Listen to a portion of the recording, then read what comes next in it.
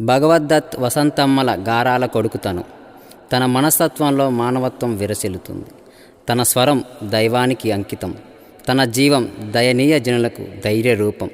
తన సహోదరుడు మోహన్ కృష్ణే తనకు ఎనలేని బలం బలగం. తన మార్గం ఆ పవనుడు చూపిన సేవా మార్గం.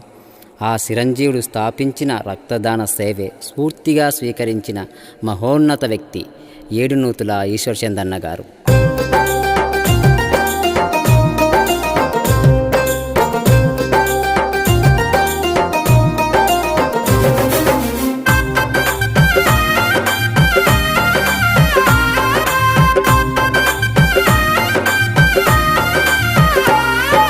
మమతల బంధం మానవత్వమై కదిలిన రూపమా, దైవం దానం రూపం మీరని చూపిన మార్గమా, మీ హృదయ స్పందనను కదిలించిన ఆలోచన